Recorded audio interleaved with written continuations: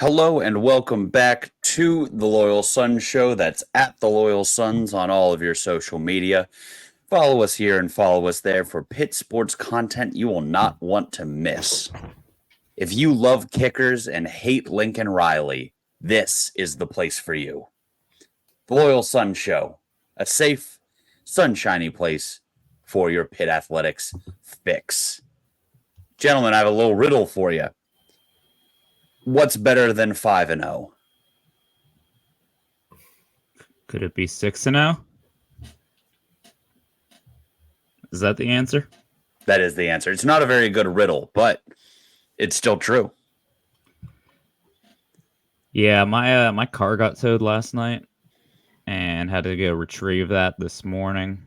Or it was towed this morning. I don't know. Either way, I had to go get a towed car today, and have to say, much more pleasant when you're 6-0. 6-0 fixes a lot of life's problems. I won't complain about a thing. Like personal life, football related. Everything just kind of falls in line when Pitt is 6-0, you know? Yeah. And it's the first time since 1982. So we've never seen this. We never even seen a 5-0 Pitt team before, but we watched a 5-0 team in the stadium yesterday, and in a couple weeks we'll get to watch the 6-0 Pitt Panthers on a Thursday night, but don't need to get too ahead of ourselves here. I think we've got a lot to unpack from yesterday's game, because although they're 6-0, it's been far from easy getting here. Yeah, it certainly has been. Yesterday probably, I don't want to say presented our toughest challenge to date, because we have multiple 10-point fourth quarter comebacks this season. But this is definitely the most different way Pitt has won a football game, which, despite the stress it caused us and how ugly the offense looked, kind of a big silver lining there.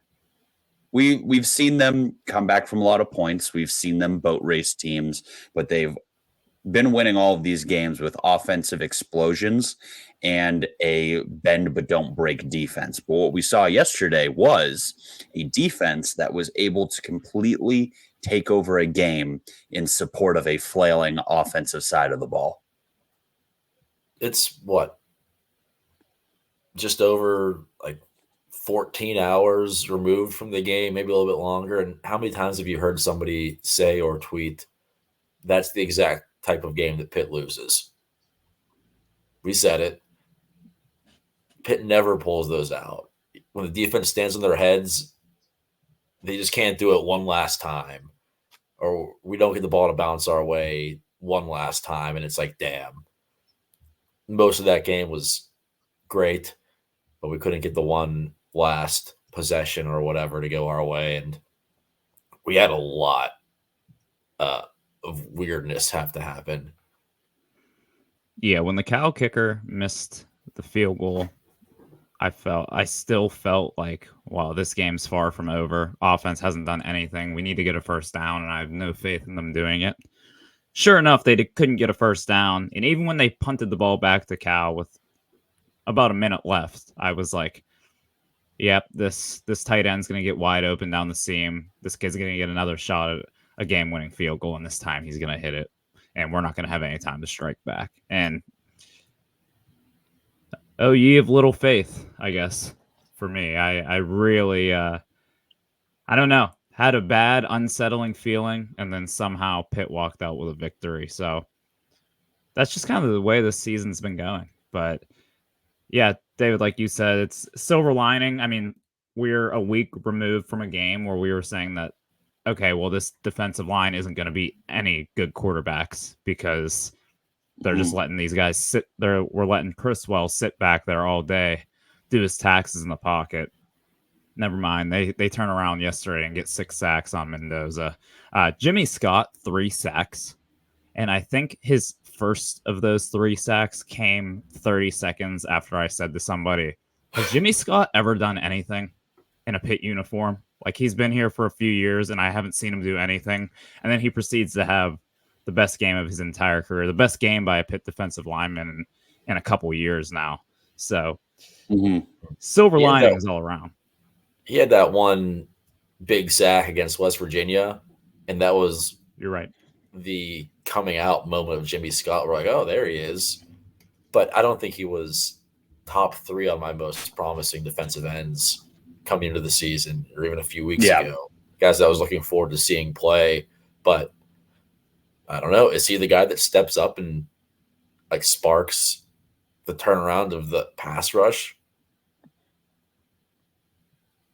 Jimmy Scott made the plays, but looking back on that, watching the condensed game on YouTube, Randy Bates was in his bag.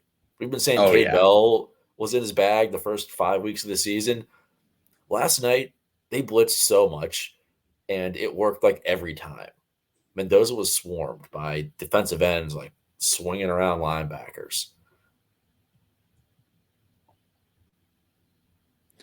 You have to think that Coach Deuce feels good about winning a game with very stout tackling and an exceptional pass rush after, he sort of had to sit and watch a team, and I'm sure he was not upset with 5-0, but I imagine with Deuce, he'd love to win 1 or 2 his way. And it was very nice of Cade Bell to call a pretty bad game and give him that opportunity. But no, I'm with you guys on Jimmy Scott. I kind of thought he was just Bam Brima 2.0 and that he looked the part but sort of just ran around when he was out there. And rewatching the condensed game, those were not like fluke sacks either. Like he was beating double teams, ripping some pretty insane, swim and tear moves, bull rushing. However he needed to get to the quarterback, he was getting to the quarterback. And I mean, just an unbelievable game, not just from him, but the linebackers as well. The rest of the D-line looked great. The tackling was awesome. Exactly what you want to see out of this defense, exactly when you wanted to see it. Jimmy Scott was the star of the show, got all the stats, but the 2 best supporting actors were a familiar face, Kyle Lewis, who just is one of the best linebackers in the country, period, and a new face, Braylon Lovelace. He kind of came out of nowhere and had a really good game. Yeah, 2 sacks for Lovelace. He had been playing this year, but more in a secondary reserve role. Rasheem Biles, we've mentioned his name dozens of times this year with how good he's playing between him and Kyle Lewis. And then Brandon George has really been holding it down in the middle. So that main 3 linebacking core has really just played great all year. And then we have, Rasheem Biles is out. Dang, that's a big blow. Actually, no, Braylon Lovelace is going to come in and have 2 tackles, 3 tackles for loss. Just a really, really good group that Coach Manilak has going there. I mean, Jordan Bass was like this big 4-star recruit, one of the bigger recruiting wins Narduzzi's had. And I mean, he's playing, don't get me wrong, but like he almost can't crack the rotation because of how good the rest of the linebackers are. Yeah, that's just the 25th best player in the state of Pennsylvania in the class of 2023, making huge plays left and right. Did he have 2 sacks? I think he had 2 sacks, right? He had 2 sacks, 3 TFLs, like 6 tackles, 7 tackles. That was one I whiffed on. I bitched about Braylon Lovelace. I was like, okay, great. Penn State's out here getting, pulling 4 stars out of Aliquippa and all this, and we're grabbing some whatever the hell a Braylon Lovelace is from Leechburg, PA, who did not have a star. Like he was unrated at the time that we got a commitment from him. I don't feel too bad about missing on that one. Well, the offer sheet spoke for itself. Columbia, Brown, Bucknell, Army, and Pitt. So he went to the best academic institution that he was offered by. That's what the deciding factor was. Yeah. It's It's funny looking back at Lovelace to looking at his recruitment, because I remember when he committed, and this spurred one of our bigger arguments between the three of us and the larger group of Pitt fans that we talk to on a daily basis, because I think they took Lovelace, and there was also a set of twins. I believe they were from Ohio. I could be wrong on that. The Smith twins, who were set to come on a visit like the following week, and then they took Lovelace, and everyone was like, "Well, now there's no room in the class for these twins." I did look up to see where those guys ended up. I think they're at Central Florida and Maryland. They ended up splitting up anyway. Neither have been as productive as Braylon Lovelace has been in college, and just kind of, I think they may have been 4 stars as well. So once again, not to say that stars do not matter, but I think this Pitt program and this coaching staff has proven time and time again that they've found a lot of diamonds in the rough, guys that absolutely no other P4 schools would even bat an eye at and turn them into really respectable players. Yeah, correct me if I'm wrong. Lovelace was kind of positionless. He was just a guy who was really good at a small high school and just came to Pitt, and they'd be like, "Yeah, we'll figure it out somewhere," I guess. Yeah, I think they had the idea that he'd be a linebacker just based on his size and frame, but yeah, they've turned him into hell of a linebacker for sure. Yeah, we're gonna have some really solid linebacker play for a very long time. I know Chris Peak mentioned that he wouldn't be surprised if Ryan Manilak ends up taking that DC job in the next few years if Coach Bates decides to hang it up. So you get no qualms from me if that happens. His unit speaks for itself. But I mean, we're gushing about this defense right now, but we haven't talked too much about like what actually transpired in that game. So where do we want to start? I mean, we can just take it from the top. We have to talk a little bit about this offense that, quite frankly, was bad. Eli Holstein played his worst game in a Pitt uniform by a lot. Didn't throw for 3 touchdowns. He actually threw for 0. If we start at the very beginning, it can stem back to a debate we had in the parking lot while we were tailgating. Side note, I changed my answer from preseason. I think 3:30 games is my favorite now. Anyway, we can touch on that later. We said if Pitt wins the toss, are we at the point where you take the ball? And half the group was like, with this offense, absolutely. You set the tone.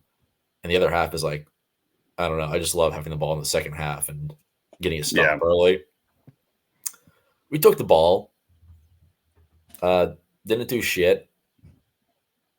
Kick it away, and Cal just kind of marched on us, and it wasn't very pretty. So we thought there was a lot of that to come, but nope. I've always been a take the ball first, set the tempo guy. But the more football I watch, the more that middle 8 minutes seems to be more treacherous and lose teams a lot of games. And Cal had the opportunity. We're marching on us with a few minutes left in the second half, knowing they were getting the ball back to – sorry, a few minutes left in the first half, knowing they were getting the ball back in the second. And I was sweating through my suit. It was a little stressful. So I kind of – yeah, I think kicking away at first might just kind of be the move. Either way, whether the offense goes 3 and out or they go, or not either way, whether you give the ball first or you take it first, if the offense goes 3 and out on the first possession, kind of sets a bad tone for the rest of the game. And that kind of did the rest of the game. Offense really couldn't do much at all. Obviously, Des Reed had 2 touchdowns on the ground, including the 72-yard touchdown on 4th and 1.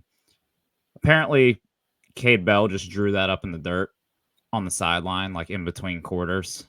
And when they said I was just cracking up. Like, oh, he just saw something and was like, hey, guys, actually, we're going to put in a new play here. Here's what's going to happen. And I'll give it, I mean, Des Reed gets the credit as he should, but shout out to BJ Williams and Ryan Baer. Rewatching that run, like BJ Williams absolutely just engulfed a defensive tackle, and like any one of us 3 could have ran for a first down there. Probably wouldn't have housed it for a 72-yard touchdown. No, but there was absolutely no shot that they were going to keep Desmond Reed from getting a first down there. And then he did the rest. Yeah, we were joking about everyone probably being mad about Pitt lining up in the shotgun on 4th and like half a yard. Quickly proved wrong. Talking about how great the offense looked and how great of a play call that ended up being. And that was one of the last good plays on offense that we had that game. I would like Pitt fans to stop begging, including myself, stop begging them to do QB sneaks under center. They will not take a snap under center this season. They don't even do it for the kneel downs at the end of the game. Holstein still has to catch a shotgun snap and scurry up a couple yards so he doesn't hurt his rushing line.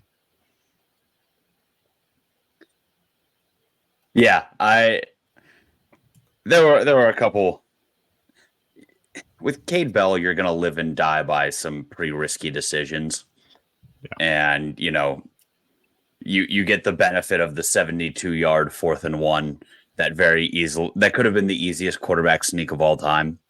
But then you have throwing the ball on 3rd and long with 1:40 left and almost gifting Cal an extra 45 seconds because we inexplicably threw the ball. Weren't even going for a first down, just threw a little 7-yard crosser over the middle, or like button hook to Bart. So he's gonna do some mad scientist shit, and we're gonna have to live with the results because thus far it has been 2 better results than worse results.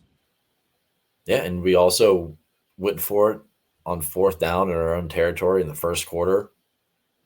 You called the little pass play where Desmond Reed runs up the middle and like curls around the linebacker, and it worked again. Shocker. The Texas route, yeah, that works every time. Never in a million years would I think Pitt would be the team to be going all in on a 4th down in that situation. So it's who we are. We might have to stop being surprised by these things. Yeah, that Texas route has started to become like the broken play in the video game. That's just like when you really need something, you're just like, all right, I'm calling this play. I don't care how cheap it is. That's what that play is with Desmond Reed. Yeah, those poor linebackers. What's really funny is it is also a broken play on NCAA 25. I don't know how much it's in your guys' playbook, but it's like one of 3 passing plays I can run, and it works every time. I still suck. If anyone at home was keeping track, I'm still very bad. But it is a cheat code. And I don't even have Desmond Reed on my team. Imagine. So I have to ask, are you guys concerned about the offense now? Or is this a one bad game, everyone gets one, glad we got out of it with a win? Or is there some cause for concern now? I was a little concerned at first because I looked bad, very bad. Holstein made some terrible decisions in that game. And, you look and he's had periods of looking bad in every game we played. 3rd quarter against West Virginia, first half against Cincinnati, first quarter against UNC. And I also am starting to we haven't broken 40 against a Power 5 team yet, which, if you're scoring 38 points a game, you're going to win most games. But for as explosive as the offense appears at times, I'd like a nice, consistent skull dragging. But it was his comments after the game that made me feel so much better. Instead of going up there and doing like the football guy talk thing and being like, it's on me and these things happen and we're going to look to improve next week. He was just like, yeah, I'm a freshman. That was my first freshman game. Here are the mistakes I made. I just feel like we never get like a very, very honest answer. And he said, I didn't take what was given to me, which is true. He kept going for knockout punches when guys were open underneath. He didn't take what was given to him, and he played like a freshman. And I can appreciate that he's self-aware enough that he came out and said, I looked like a freshman today. I'm sorry, won't happen again. I believe him. I have no reason not to believe him. I have no reason to believe that this is just like who he is now. He's been lights out for 5 games. He gets this one.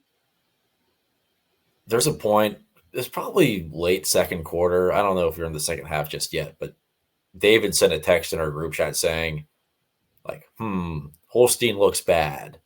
And it got hit with like 5 straight dislikes. People were telling him to shut up. Like, we're not doing this right now.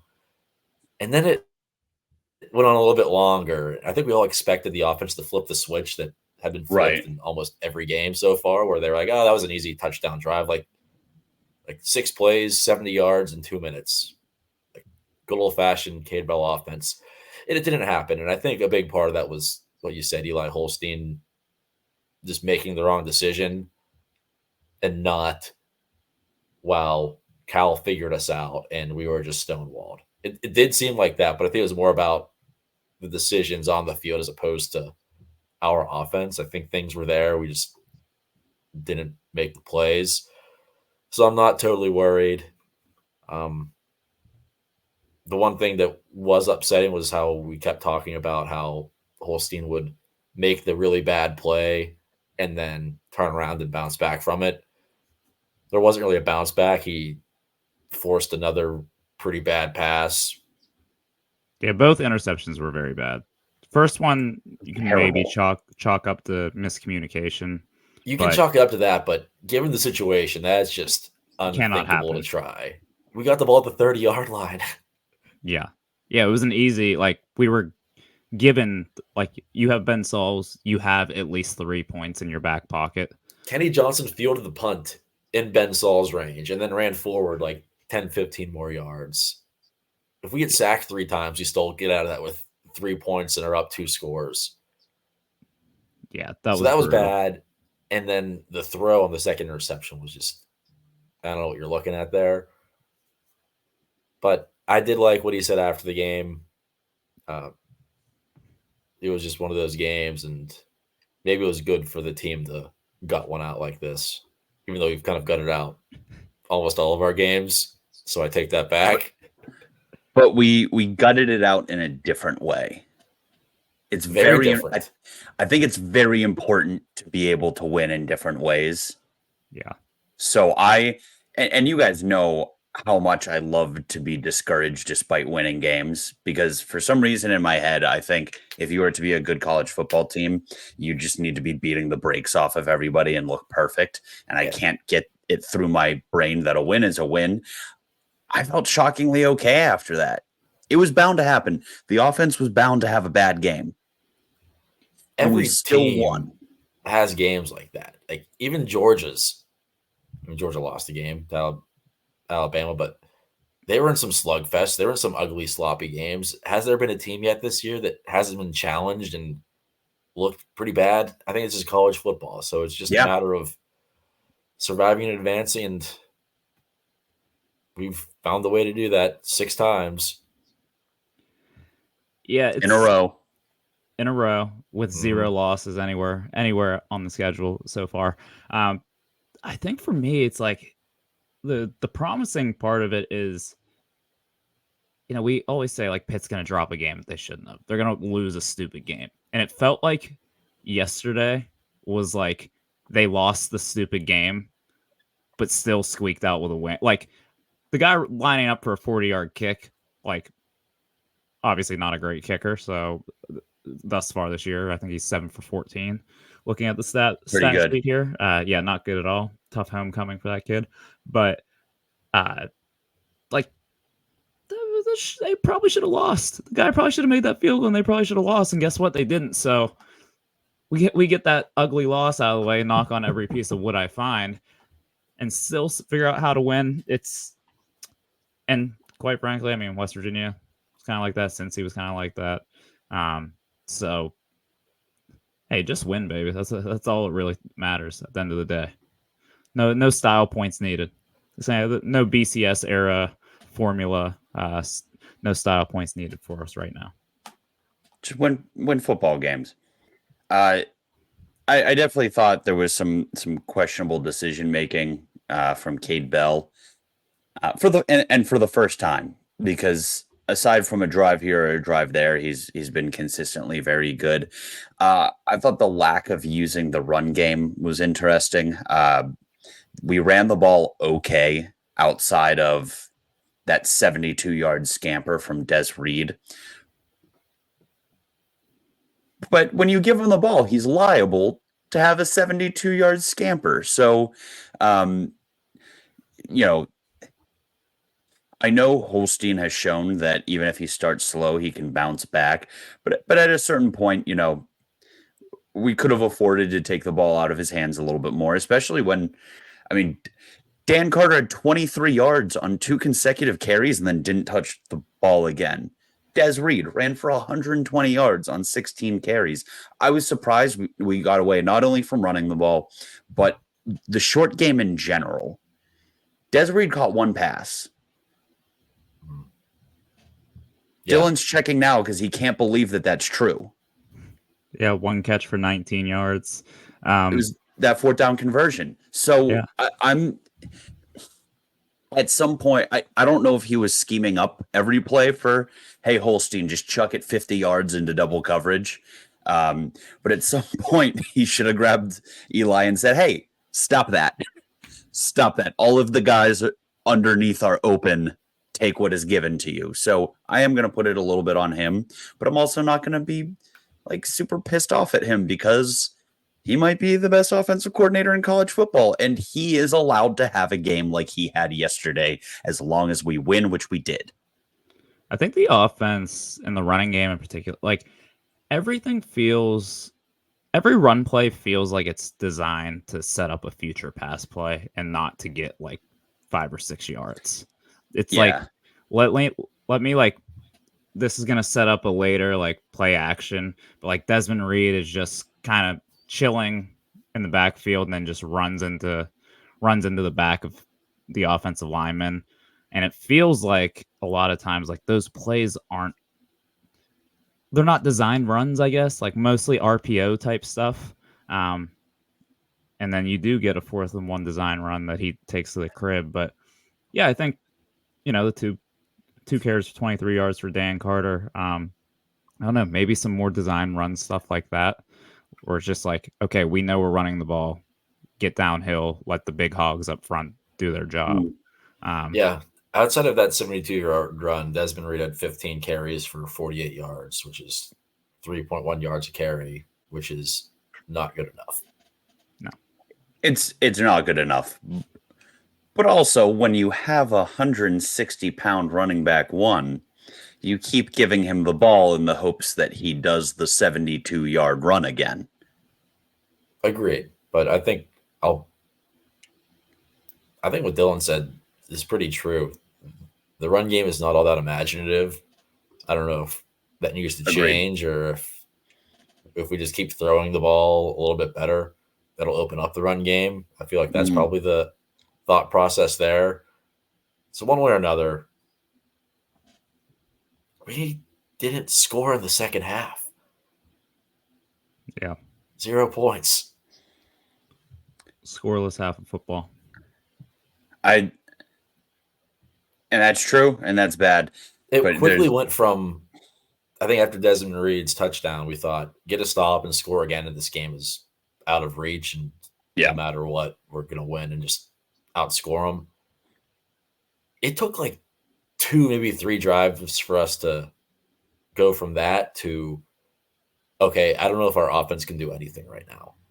We were begging the defense to bail out the offense, and it happened, but I don't think we thought that was a possibility.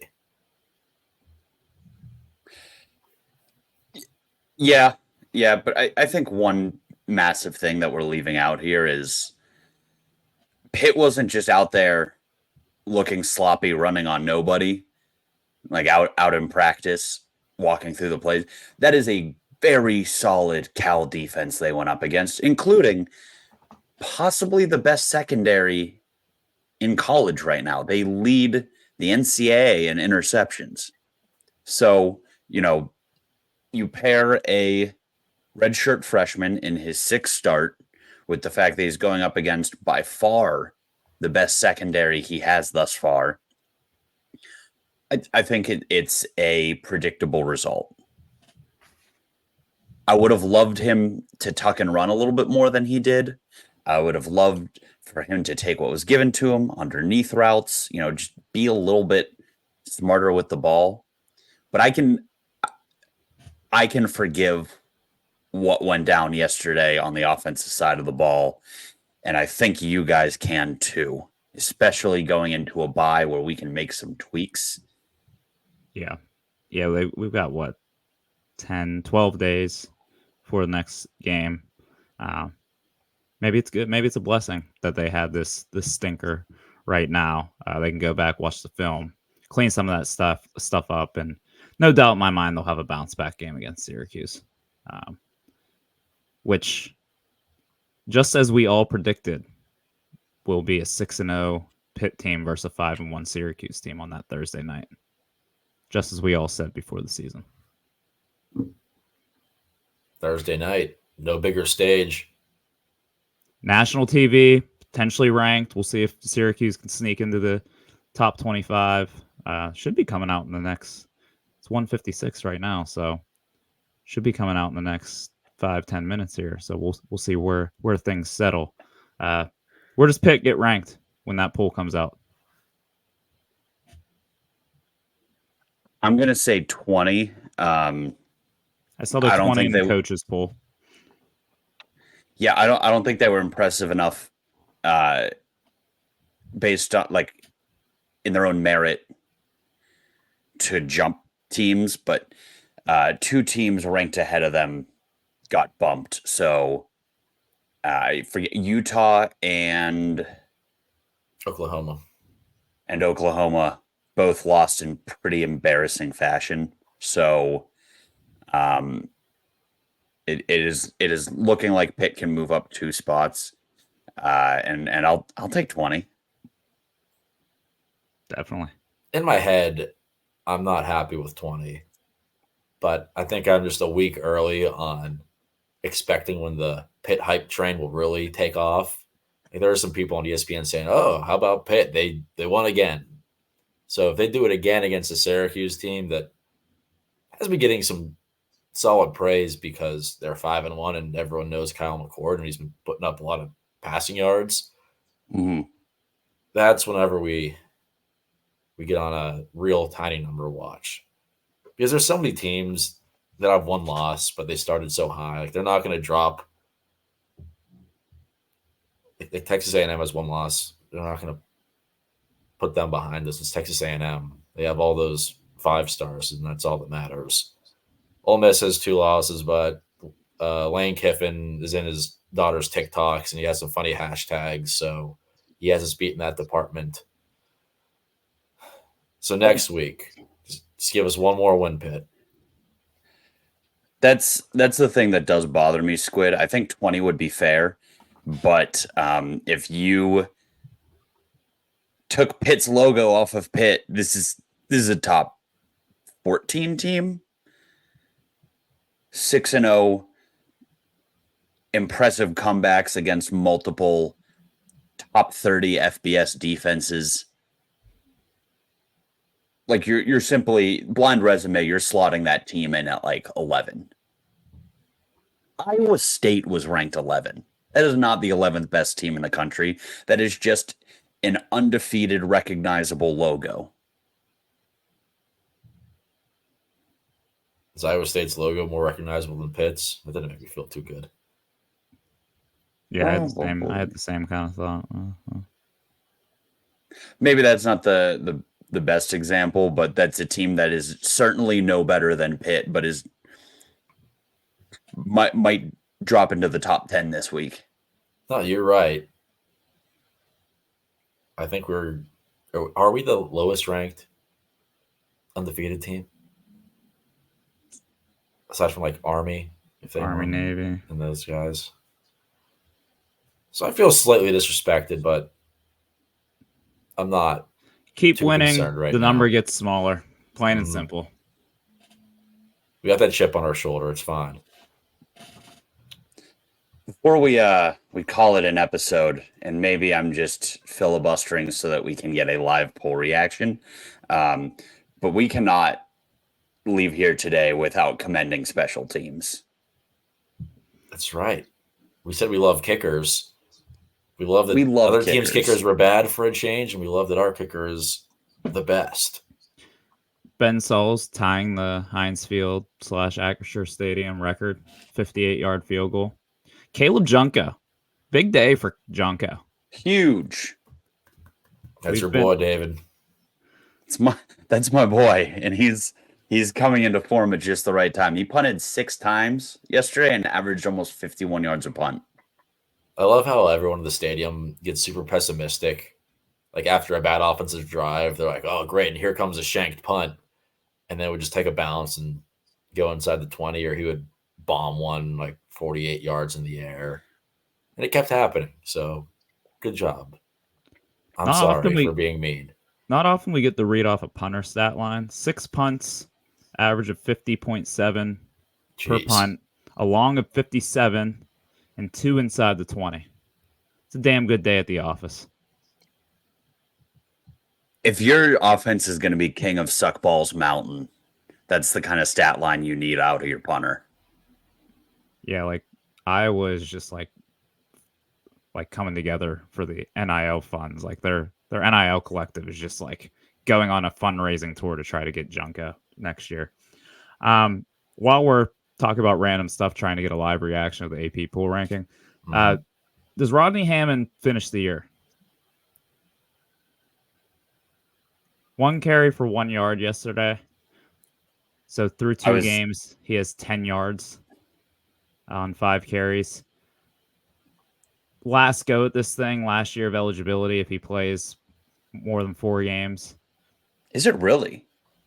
Yeah, he's played. I mean, since 2021, he's been an active participant. So this would be his last go around, and I imagine if the productivity is similar to what it's been through these 2 games, he wouldn't get much of a chance at the NFL either. So I don't know. Just looking at things through the lenses that we're looking at them, it's becoming more popular for these guys to opt out after 4 games to save that red shirt. We saw Bengali Kamara do it down at South Carolina. Obviously, Sluka started it out at UNLV. That kind of kicked off this trend. I don't know. I could see, come the SMU game, that would be the 4th game he'd be back, I believe. I don't know. Maybe an announcement come out afterwards that he wants to save his last year. We did talk about it a little bit. We thought our Rodney 9.5 touches line for the sportsbook was a pretty good line. It wasn't close. And I think the common theme last week and this week was Hammond just kind of looked lost whenever he was out there. He wasn't doing much of anything. Narduzzi did say that he only practiced 1 day last week before UNC. So obviously that's probably a big part of why he has barely been playing. So we can hold out a little bit of hope there that give it another week or 2 and he'll be back to that like solid number 2 role. But I kind of also want to see the young guys play a little bit and if they have any promise to be the next guy up after Desmond Reed. So if Jules Goff gets healthy, we heard some good things about him. We've got the AP pool. Oh, there we go. No more filibustering. Before I give you guys what number Pitt is, both Army and Navy are into the top 25. At 20, Army at 23, Navy at 25. Makes me happy. Your 6-0 Pitt Panthers are sitting at number 20, just as David predicted. Like we said, we went on about feeling maybe a little disrespected, but 20 feels okay. I can deal with 20. Syracuse, not even close, actually. I thought they might sneak in, but they're likewise. Well, USC still is getting 5 votes. Yeah, whoever is voting for USC, like, actually go find their ballots and let's harass them on social media.